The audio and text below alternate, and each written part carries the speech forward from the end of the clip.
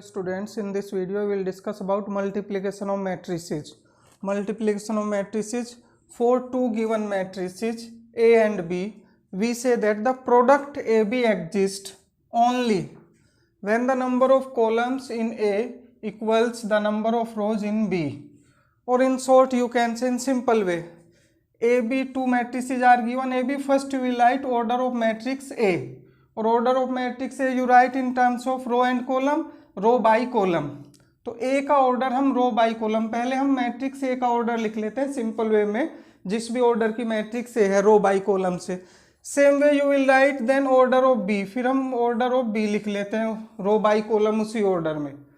तो हम चेक करना है कि ए बी एग्जिस्ट करता है नहीं. तो ए बी पहले हमने ए का ऑर्डर लिख लिया रो बाई कॉलम में, फिर हमने बी का ऑर्डर लिख लिया रो बाई कॉलम में. अब ये एग्जिस्ट करते हैं नहीं, simple way check, column and row यानी middle two terms are same. Number of column in first matrix equal to number of rows of second matrix. अगर ये दोनों middle two are same, अगर बीच के दोनों टर्म सेम आ रही है तो ए बी एग्जिस्ट करता है, अदरवाइज नोट.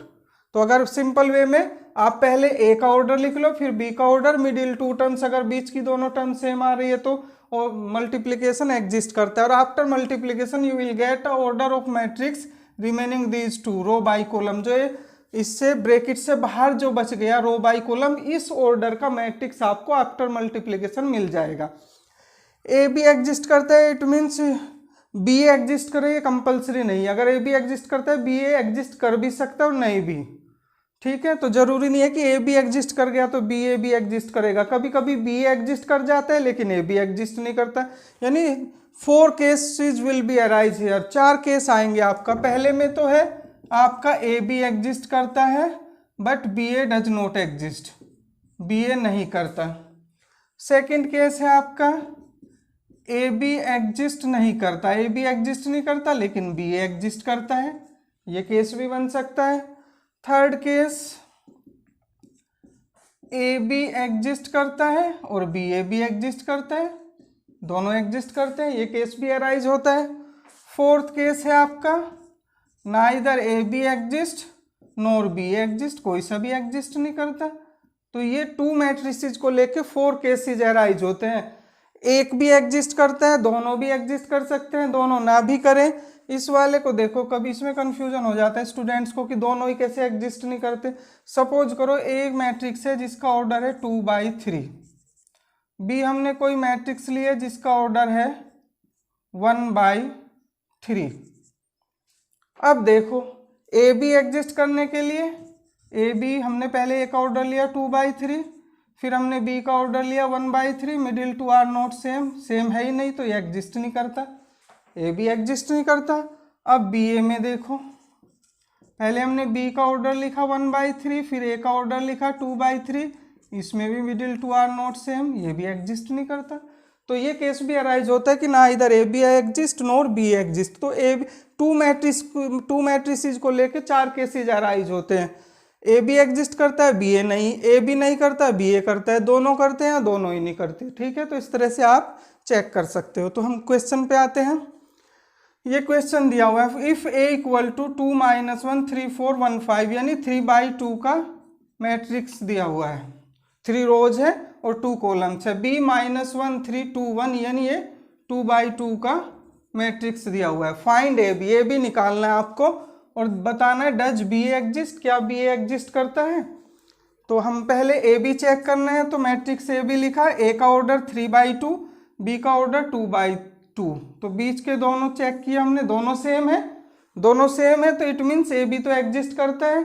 और after multiplication you will gate of matrix of order 3/2, जो ये बाहर रह गए ब्रैकेट से इस ऑर्डर का मैट्रिक्स मिलेगा.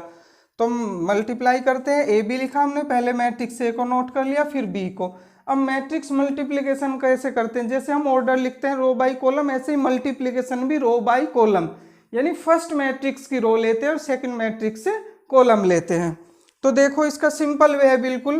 पहले हमने फर्स्ट मैट्रिक्स की फर्स्ट रो 2 - 1, दोनों एलिमेंट ले लिए, 2 थोड़ा स्पेस दे के -1. फिर सेकंड के 3 4 है, हमने 3 लिया, थोड़ा स्पेस दे के +4. फिर थर्ड रो के 1 5 1, थोड़ा स्पेस दे के +5. यानी हमने पहले फर्स्ट मैट्रिक्स की तीनों रो के आपने एलिमेंट नोट कर लिए हैं. अब क्या करते हैं, मल्टीप्लिकेशन तो रो बाई कॉलम ही होनी है कि पहले मैट्रिक्स के रो लेने हैं, दूसरे मैट्रिक्स का कॉलम लेना है। तो अब हम दूसरे मैट्रिक्स से फर्स्ट कॉलम उठाते हैं, -1 2। You will take this column and it will be multiply in all the 3 rows. ये फर्स्ट कॉलम इन तीनों रो में मल्टीप्लाई होगा। तो ऐसे -1 2 हमने उठाया, अब तीनों रो में मल्टीप्लाई कर दिया, यानी इंटू -1 इंटू 2, सेम वे इंटू -1 इंटू 2 इंटू -1 इंटू 2। तो फर्स्ट कॉलम का काम कंप्लीट हो गया आपका। फर्स्ट कॉलम की मल्टीप्लाई तीनों रो में हो गई। Again you will write in same way, फिर हम दोबारा ऐसे ही लिखेंगे, पहली मैट्रिक्स से रो को 2 थोड़ा स्पेस दे के -1, फिर 3 थोड़ा स्पेस दे के +4, थर्ड रो में 1 थोड़ा स्पेस दे के +5। This time you will take your second column 3 1, ये second column, again it will be multiply in all the 3 rows. तो सेकेंड कॉलम लेंगे तो into 3 into 1 into 3 into 1 into 3 into 1। तो इस सेकेंड कॉलम की भी मल्टीप्लाई हो गई तीनों रो में। तो इस तरह से हम मल्टीप्लाई करते हैं। अब यहाँ पे देखो 2 इंटू -1 -2 आएगा और -2 आएगा, -2 -4 हो गया। फिर 3 इंटू -1 -3 आएगा, +8 आएगा, तो 8 -3 5 आ गया। फिर यहाँ पे 1 इंटू -1 -1 आएगा और 5 2 10 10 -1 ये 9 आ गया। फिर यहाँ पे 2 इंटू 3 6 -1 5 आ जाएगा। 3 इंटू 3 9 +4 13 आ गया। 1 इंटू 3 3 +5 इंटू 1 5 3 +5 8 आ गया। तो ये आपको देखो ऑर्डर चेक कर लो इसका, कितनी रो है इसमें 3 और कॉलम 2, तो ये जो बाहर बचा था 3/2 उसी ऑर्डर का आपको मैट्रिक्स मिल चुका है आफ्टर मल्टीप्लिकेशन। तो ये आपका ए बी हो गया है। अब इसमें क्वेश्चन में पूछा है डज बी ए एग्जिस्ट। अब बी ए के लिए देखो, बी ए तो इस टाइम पहले आप order of matrix B note करेंगे। बी का ऑर्डर था 2/2, ए का ऑर्डर है 3/2। बीच के हमने दोनों चेक किए, ये दोनों सेम नहीं है, middle two are not same, ये सेम नहीं है, so B A does not exist. तो बी ए एग्जिस्ट ही नहीं करेगा इस क्वेश्चन में। जो हमने 4 केसेस बताए थे, तो ये आपका एक केस बन गया कि ए भी तो एग्जिस्ट कर रहा है लेकिन B A does not exist.